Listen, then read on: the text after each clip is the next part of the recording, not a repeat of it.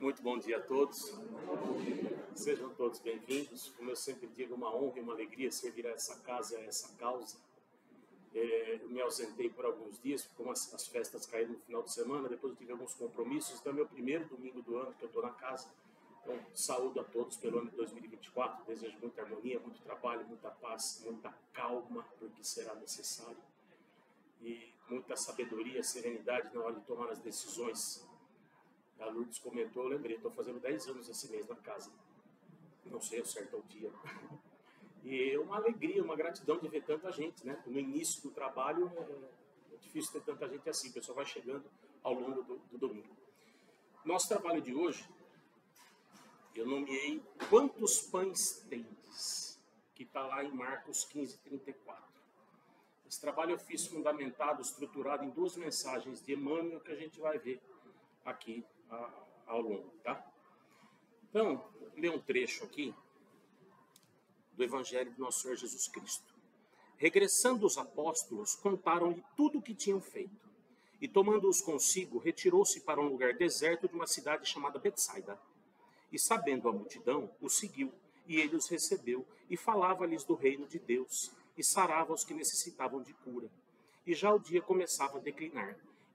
Então chegando-se a ele, os 12 disseram-lhe: Senhor, despede a multidão, para que, indo às aldeias ao redor, se agasalhem e achem o que comer, porque aqui estamos em lugar deserto. Mas ele disse: Dai-lhes vós de comer. E eles disseram: Senhor, não temos senão 5 pães e 2 peixes, salvo se nós próprios formos comprar comida para todo esse povo. Porquanto estavam ali quase 5.000 homens. Disse então aos seus discípulos: Fazei-os assentar em grupos de 50 e 50. E assim o fizeram, fazendo-os assentar a todos. E tomando os 5 pães e 2 peixes, olhando para o céu, abençoou-os e partiu-os, e deu aos discípulos para que os pusessem diante da multidão. E comeram todos e saciaram-se, e levantaram do que sobrou 12 cestos de pedaços. Isso está em Lucas 9, versículos 10 a 17. Outro trecho. Jesus, chamando os seus discípulos, disse: Tenho compaixão da multidão, porque já está comigo há 3 dias e não tenho o que comer. Não quero despedi-la em jejum, para que não desfaleça no caminho. E os discípulos disseram: De onde nos viriam num deserto tantos pães para saciar a multidão? E Jesus disse: Quantos pães tendes? Que é o título do nosso trabalho. E eles disseram: 7 pães e uns poucos peixinhos. Então mandou a multidão que se assentasse no chão. Tomando os 7 pães e os peixes, e dando graças, partiu-os e deu-os aos seus discípulos, e os discípulos à multidão. E todos comeram e se saciaram, e levantaram do que sobejou 7 cestos cheios de pedaços. Ora, os que tinham comido eram 4.000 homens, além de mulheres e crianças. E tendo despedido a multidão, entrou no barco e dirigiu-se para o território de Magdala. Esse trecho está em Mateus 15, de 32 a 39. Pois bem, muito se comenta a respeito da multiplicação de pães e peixes, que, como nós vimos aqui, foram 2 momentos diferentes.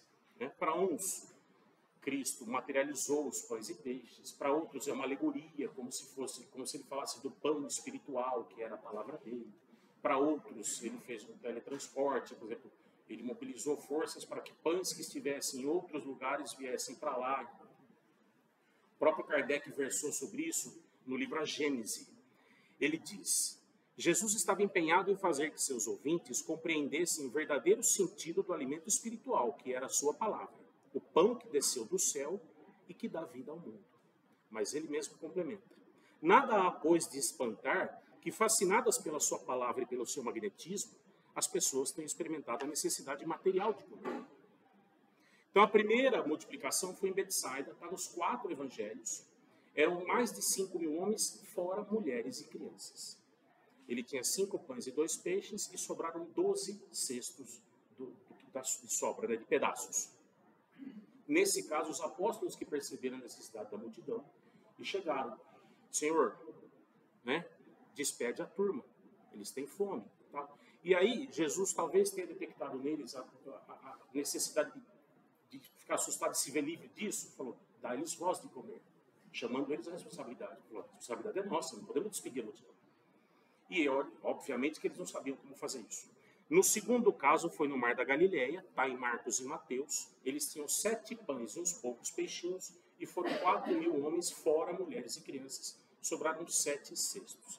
Nesse caso, a percepção foi de Jesus. Jesus chama, falou, gente, eu tenho dó, eles têm fome, já estão 3 dias comigo. Então, vale ressaltar a lição de Jesus, de nesses momentos se manter a calma, manter a ordem, manter o equilíbrio. Onde ele fala, mande que se assentem de 50 e 50, em grupos de 50 e 50. Ou seja, manter o controle. Né? A lição é profunda. Para nós que somos esfomeados de paz, que a gente vive rogando o amparo, o conselho, a proteção do alto, a gente não consegue manter o equilíbrio dentro de nós mesmos. Uma pessoa, apesar de existir várias, né? Mas uma pessoa. Então, é a lição profunda. A primeira mensagem, como eu disse, eu fundamentei esse trabalho em 2 mensagens do Emmanuel. Está no livro Mãos Unidas, do Chico Xavier, a mensagem, título Vontade de Deus. A mensagem é comprida, então eu vou só o trecho que nos importa aqui, a ideia da mensagem. Então ele fala, o Emmanuel, que a determinação de Deus e os preceitos de Deus para cada um de nós são a saúde e não a doença, o trabalho e não o ócio, a cultura e não a ignorância, a conciliação, não a discórdia, a paz e não o desequilíbrio, a tolerância e não a intransigência. Deus preceitua para nós a alegria, não a tristeza, a esperança, não o desânimo, a conformidade e não o desespero, o perdão e não o ressentimento, o êxito e não o fracasso, a prudência e não a temeridade, a coragem e não a fraqueza, a fé e não o medo que corrói, a humildade e não a subserviência, o intercâmbio e não o isolamento, a disciplina, não a desordem, o progresso, não o atraso, o amor, não a indiferença, e a vida, não a morte. E continuando, se dificuldades, sofrimentos, desacertos e atribulações nos agridem, são criações nossas. Então, isso tudo que Deus preceitua para a gente, que Ele encerra a vida e não a morte. O resto, dificuldade, sofrimento, desacerto, atribulação, etc., que aparecem em nosso caminho, são criações nossas. Ele continua com a mensagem, mas o importante é aqui, a ideia central da mensagem é relativa ao nosso trabalho de hoje, certo? A questão é que Jesus nunca perdeu uma oportunidade sequer de ensinar. E nunca deixou de trabalhar, de exemplificar tudo que ele ensinou. Ele viveu o que ele pregou. Né? A vida de Jesus foi toda um verdadeiro livro de atitudes. Jesus era ativo. Em João 1:1, já citamos isso aqui em outro trabalho, está lá escrito, no princípio era o verbo. O verbo indica o quê? Ação, atividade. Né? A nossa oração inicial aqui, nos dias da semana que tem trabalho mediúnico, a nossa oração inicial diz, ajuda-te e o céu te ajudará. Ou seja, a gente começa, o interesse é nosso, a intenção é nossa. A espiritualidade diz que às vezes você tem a pessoa está desempregada, a família inteira orando, pedindo, tá, mas a pessoa não sabe procurar emprego. Então como é que eles vão ajudar? Para reza, mas se mexe. Orar, oração, orar com ação. Já foi citado aqui por mais de um palestrante. Né? Às vezes a pessoa quer passar no concurso, ela reza, faz novena, implora, mas não pega um livro, um site, um dicionário, uma apostila, nada. Então eles falam, como é que na hora da prova a gente vai pegar uma gavetinha no cérebro dela, abrir, tirar lá um formulário? Não tem nada, não pôs nenhuma informação dentro, não estuda, está só pedindo, não está atuando. Né? Paulo, o apóstolo, lá em Atos 9, quando Jesus estava na estrada para Damasco, perseguindo cristãos, ele tinha algumas ordens, alguns mandatos para eliminar alguns núcleos cristãos que estavam se formando em Damasco. Jesus aparece para ele, e é tal luminosidade, tal magnitude, que ele cai da montaria. E Jesus fala, Saulo, Saulo, por que me persegues? Ele chamava Saulo, que era o nome judeu. Depois ele adota Paulo, que era o nome romano. E Saulo fala, Senhor, quem és? Sou Jesus. Imediatamente, Senhor, o que queres que eu faça? Não importou para ele se ele já tinha matado, apedrejado, perseguido, ele era doutor da lei, ele era do sinédrio. Senhor, o que queres que eu faça? Atitude. Ali ele sentiu. Ele caiu do cavalo pela luminosidade, pelo magnetismo de Jesus, certo? Então, atitude. Qual é o pai?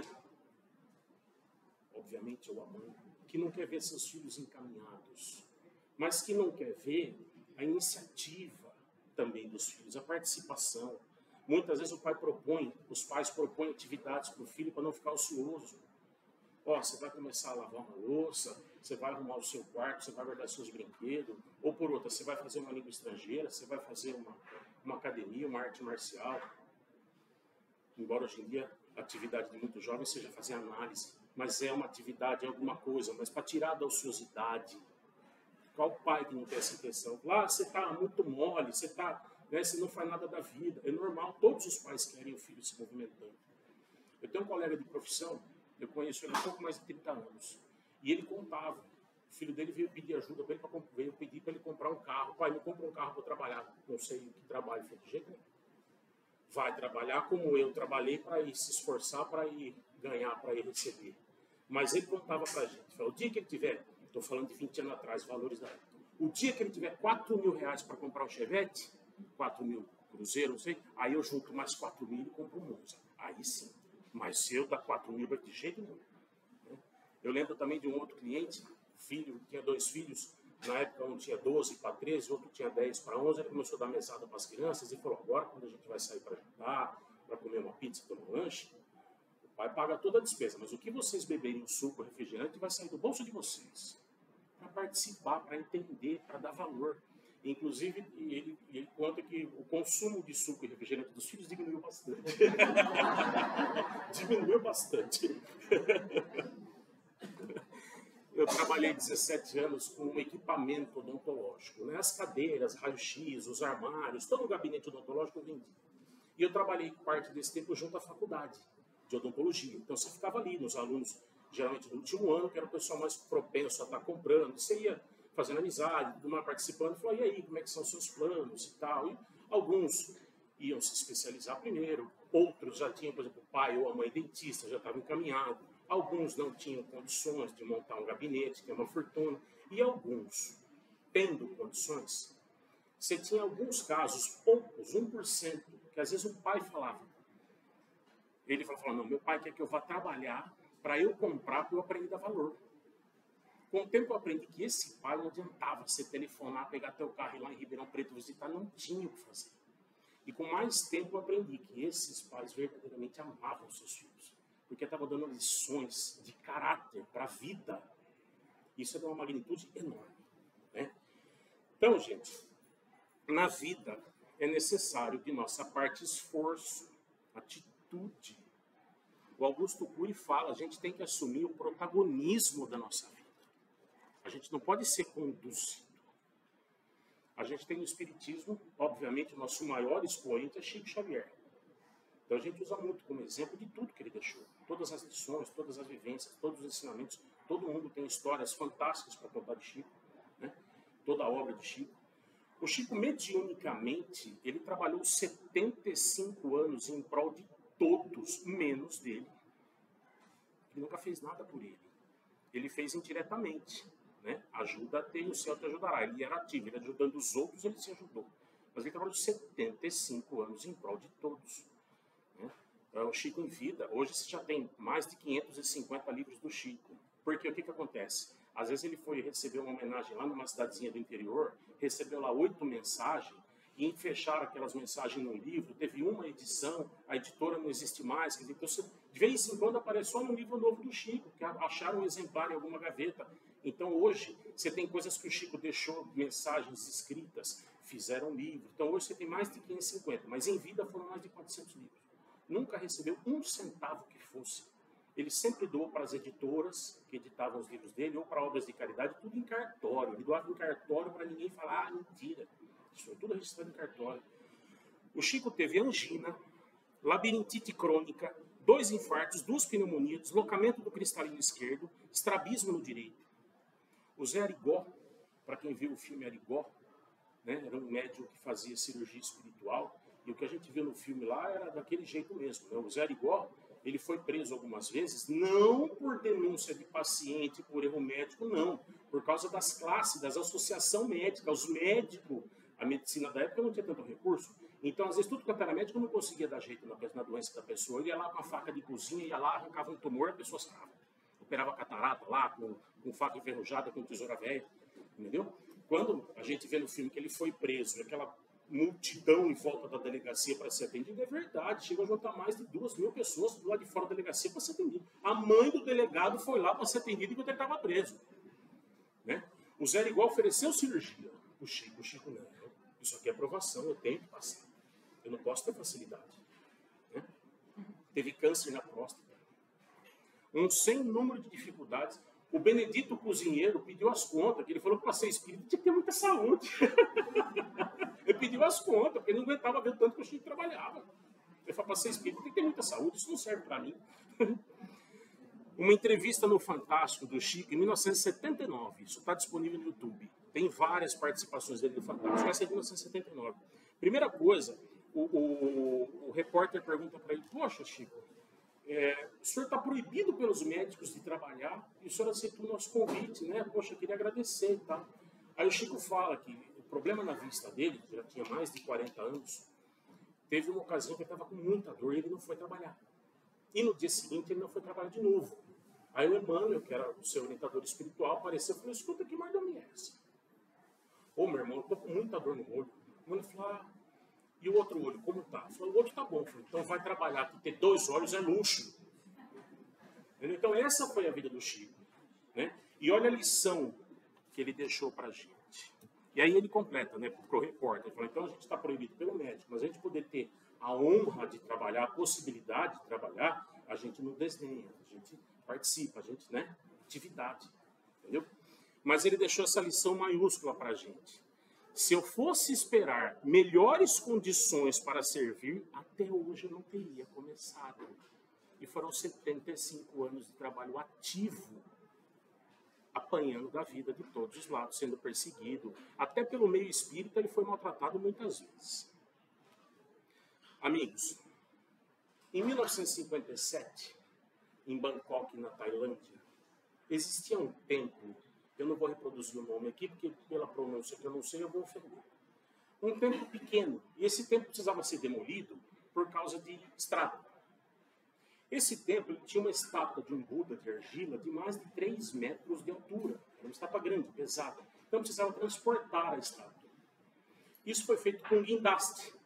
Só que era muito mais pesado do que se imaginava. Os cabos começaram a soltar, afrouxar. Um dos cabos até quebrou, a estátua caiu de lado, né? E apareceram umas trincas e tal. O tempo estava muito fechando de chuva, então suspendeu. Falou, para, depois a gente vê, cobrido com uma lona e tal. De madrugada, o monge superior, preocupado com aquilo, catou lá um archote, um lampiãozinho e foi ver. Foi ver como é que estava o estado da estátua, por causa das rachaduras e tal. Aí ele viu uns pedacinhos brilhantes. Aí ele pegou lá uma ferramenta, um cinzel, alguma coisa, e foi cutucar, conclusão. Era uma estátua de ouro maciço. A maior estátua de ouro maciço do mundo. É uma estátua do Buda, está lá em Bangkok para visitação pública, pesa mais de 5 toneladas. Mais de 200 anos antes, o exército da Birmânia, que é o atual Myanmar, estava se reunindo para atacar a Tailândia, na época Sião, atacar a Tailândia, a atual Tailândia. Aí os monges ficaram sabendo disso, o que eles fizeram? Cobriram a estátua com várias camadas de argila e pintaram, fizeram um bom trabalho. Como foi todo mundo dizimado, a história ficou oculta, quase 250 anos. Então, nesse momento apareceu, a estátua está lá. Né? Por que eu estou trazendo isso aqui? Todos nós temos dentro de nós um Buda de ouro, ou um Cristo. Mas ao longo de sucessivas vidas, a gente vai colocando camadas de argila, camadas de ego, por causa de medo, por causa de traumas não significados, por causa de insegurança, por causa de rigidez, por causa de orgulho, nossas fraquezas, nossos limites, nossas crenças limitantes, nossa delinquência moral.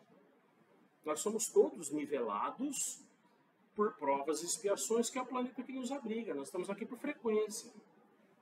Né? Então, a gente vai sobrepondo essas camadas sobre a nossa personalidade. tentando inutilmente ocultar as nossas mazelas, a ponto da gente perder a confiança em nós mesmos. Se a gente tem que ter fé em Deus, a gente tem que ter fé na gente. Nós somos filhos de Deus, nós somos filhos da própria perfeição, nós não podemos ter outro destino. A gente viu aqui, ó, o que Deus preceitua para a gente, a determinação de Deus para cada um de nós é saúde, trabalho, cultura, conciliação, paz, tolerância, alegria, esperança, conformidade, perdão, êxito, prudência, coragem, fé, humildade, intercâmbio, disciplina, progresso, amor e vida. É isso que Deus prevê para a gente. Sendo filhos de Deus, sendo filhos da própria perfeição, a gente não pode imaginar que a gente tenha sido um ato falho, né? Deus está lá criando numa máquina e fala, e esse não vingou. Então, a espiritualidade assevera que o nosso maior entrave, o maior obstáculo ao nosso progresso, estão no medo e na insegurança. O que nos atrasa está tudo relacionado a medo e a insegurança. A gente tem que acreditar no nosso valor interior. Está lá nos Salmos, vós sois deuses. Está lá na Bíblia também, vós sois a luz do mundo. Vós sois o sal da terra. Tem várias colocações. A gente tem que aceitar as nossas fraquezas e corrigi-las. Não esconder. Porque esconder é uma coisa inútil. Então, admite, falar, sei lá, eu sou invejoso. Beleza, inveja desgraçada, vem cá, toma um café comigo. Vai andar comigo, vai andar de mão dada comigo. Eu trato você e você me trata, mas eu não vou te esconder. Nós vamos andar comigo até nós dois se entender. É isso, aceita a fraqueza e vai tratando. Ah, eu tenho 18 defeitos, eu não consigo dar conta. Beleza, escolhe um. Escolhe o que você achar mais fácil ou mais difícil. Escolhe um e trata. Que leve 1, que leve 10, que leve 20 anos, que leve 2 encarnações, mas escolhe um e vai. Se um dia você conseguir 2, se um dia você conseguir 3, ou às vezes nesse 1, quando chegar lá que você tratar, você fala, poxa, pensando que já tratei esses 3. Mas acredita, não abandona, não esconde. Todos temos um Buda de ouro dentro de nós, todos temos um Cristo dentro de nós, porque Cristo já foi um de nós. Porque ele não foi criado pronto. Isso vai contra toda a lei de Deus e contra a lógica, simplesmente. Olha, a gente tem que rogar amparo, rogar proteção divina, mas a gente não pode se apresentar para Deus de mão abanando. Como a gente viu, tudo que a gente faz pelos filhos, o que a gente quer fazer pelos filhos, Deus é nosso Pai, consequentemente somos filhos, ele não é diferente. Né? Então a gente tem que ter migalhas que sejam de esforço próprio. E falando de esforço, eu vou fazer um parênteses aqui, aproveitar que eu estou com a palavra, eu vou fazer 2 convites aqui. A gente iniciou ontem os ensaios do coral da casa. A casa tem um coral há 26 anos. Esse ano já completamos 27 anos. Os ensaios são todos sábados à tarde aqui. Se alguém tiver interesse, me procura. Esse sábado não teremos por questão de alguns compromissos do lado do nosso maestro, mas todo sábado, 1h30 da tarde aqui. Quem quiser detalhes, me procura. Venham cantar conosco. É uma caridade, é um aprendizado, é uma harmonização íntima, é uma forma de se levar a harmonia para o mundo também. Tá? É um bom trabalho. E só para ressaltar a importância desse trabalho, isso foi um pedido que o vovô Antônio recebeu do plano espiritual da casa, há 27 anos atrás, para que fosse montado um coral. Então não foi assim, não vai falar, eu gosto, eu acho bonito. Tá? Foi um pedido que veio da espiritualidade. E outra coisa, dia 29, daqui 2 segunda-feira, nós vamos iniciar o curso de iniciação ao espiritismo. Toda segunda-feira, das 8 às 9h30 da noite, esse curso é online. Então, quem tiver interesse, pode me procurar, pode procurar a direção da casa, eu deixo o nome lá na livraria que as meninas me passam, tá bom? Porque a gente está falando de esforço, de melhoria íntima. A gente tem que ser burilado. O buril é um instrumento de gravura, uma espécie de um cinzel em forma de V, que usa-se para fazer entalhes em madeira ou gravação em metal. A gente tem que ser burilado para ir aos poucos escavando essas camadas de argila que a gente coloca sobre a nossa personalidade. A outra mensagem do Emmanuel também é cumprida, eu vou dar só a ideia aqui dentro do que participa do nosso trabalho de hoje, mas ela se chama Socorro e Concurso e está no livro Palavras de Vida Eterna. E o Emmanuel diz que Cristo alimentou milhares de pessoas nas 2 multiplicações de pães e peixes. Uma era 5.000 homens fora mulheres e crianças, e a outra 4.000 homens fora mulheres e crianças. Mas ele não prescindiu das migalhas que eles tinham à disposição. Né? Ele não pergunta quantos pães a gente precisa, ele pergunta quantos pães tendes. E nos dois casos, ele levanta, dá graças e começa a distribuição, começa a multiplicação. Então, quantos pães tens? Não é quanto a gente precisa, não, quanto que a gente tem? O que a gente pode fazer? O que a gente já sabe? O que a gente pode planejar? Né? Participar. Por causa da necessidade da gente recorrer à providência, né? Recorrer a Deus, mas não de mãos vazias. Porque Deus, na sua infinita sabedoria, ajuda o homem através do homem. E para isso, no socorro aos seus filhos, ele não desdenha do auxílio, pequeno que seja, que ele possa encontrar em cada um de nós. Um bom domingo a todos, um bom 2024 a todos. Que assim seja.